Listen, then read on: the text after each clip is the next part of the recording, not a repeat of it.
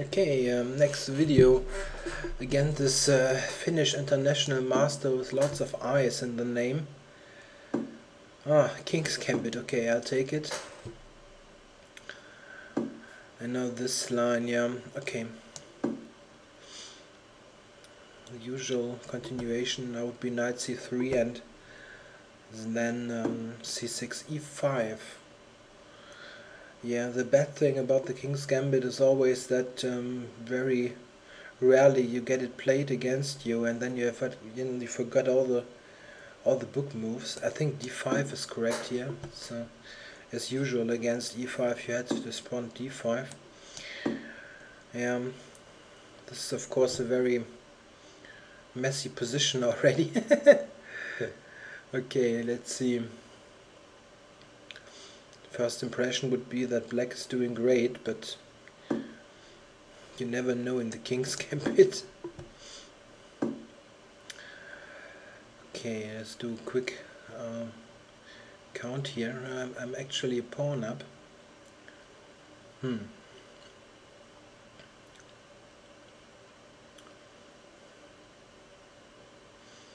Yeah, I could go queen e7 to exchange queens. Check. Or spoil his castling.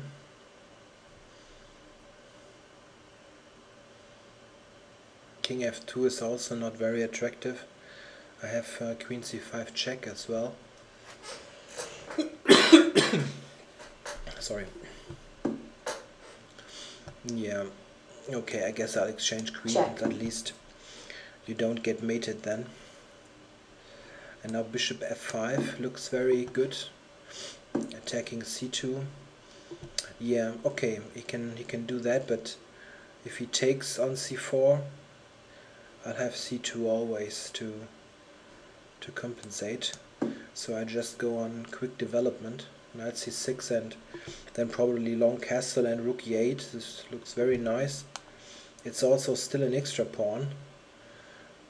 And this position actually looks like you would sacrifice a pawn to get something like that.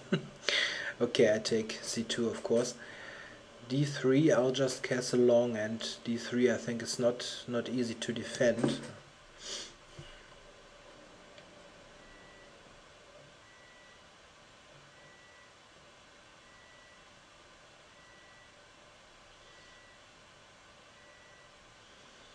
Yeah, this looks really good for black. I don't see a decent move. Yeah, this was of course possible. Just long castling now, and d4 is hanging. I don't see how he defends it actually. Okay, knight d4 check. This just, if he takes rook d4, then e5 and c4 is hanging. Check. Yeah, looks great. Just don't waste too much time.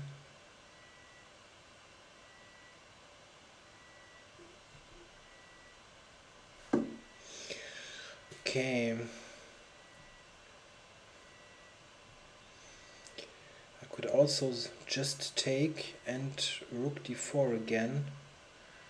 What does he do after this move? Bishop e5 maybe to rescue the piece. Or I could take with the king also.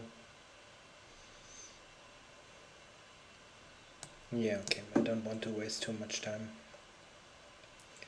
It's a good position anyway with an extra pawn and bishop pair. Only thing I need to make sure of that I don't get any problems on c7, which could happen after all.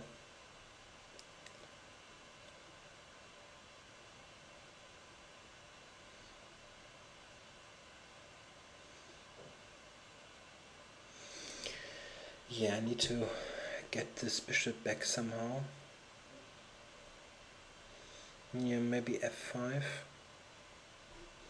I go f5 to get the square e4 for the bishop. Check.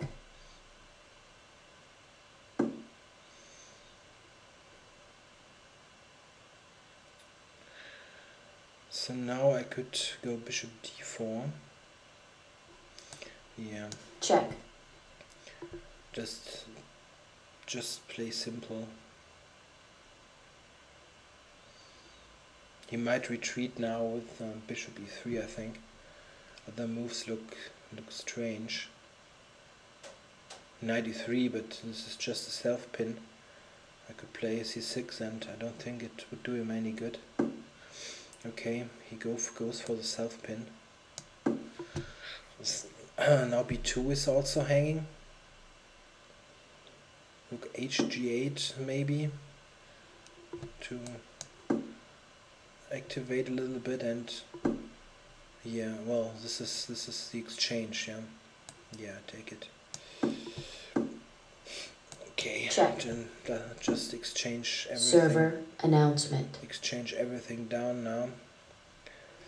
Yeah, b6 to keep the material, and I have always rook d5 at some point to cover f5. This is the only weakness.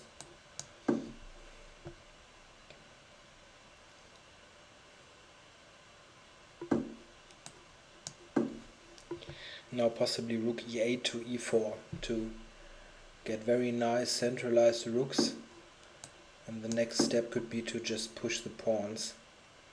He also needs to look out for simple things like rook d3 to trade everything down.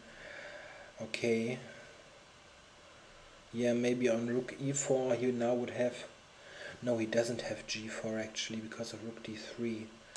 Well, then it's a good move, I guess. And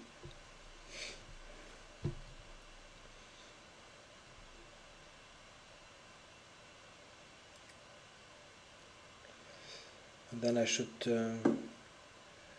try push my pawns a bit here. After all, I've got the extra pawn on the queen side as well.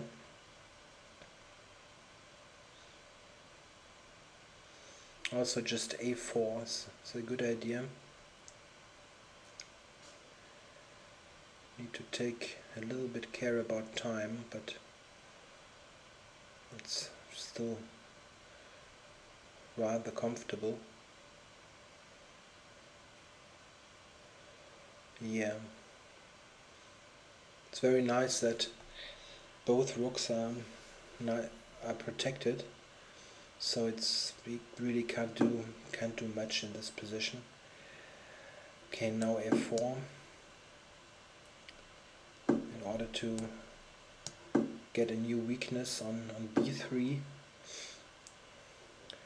Now I have to take care, maybe he's going for g4, so I better also prevent that. Okay. Time warning. Just this one. Rook d3. Yeah, but now after this I'll win the bishop, I think. Don't I? Yeah.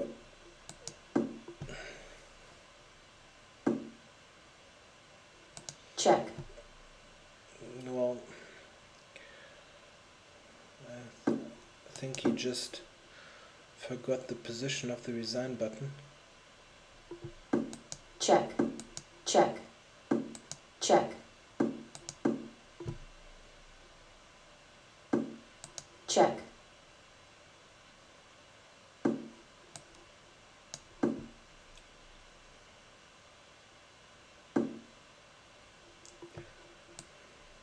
Check. Check.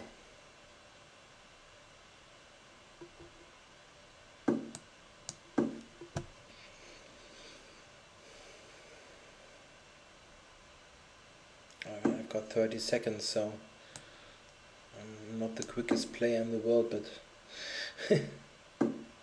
this really should be enough.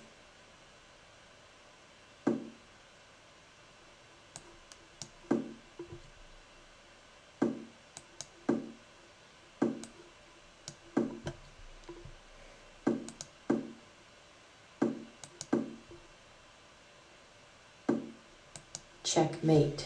Yeah, this was just an opening disaster. Well, I don't know if this is some viable line in any way with e5, but check. At least this check. Is just, yeah, maybe it's close to winning already. Extra pawn, bishop pair. And also I'm quicker in developing my pieces. Maybe it's better for him not to take here, but otherwise how does he develop his pieces? He can play b3 because of the strong bishop on g7, and if he moves the d-pawn it's just another weakness on d3. I guess just lost of the opening basically.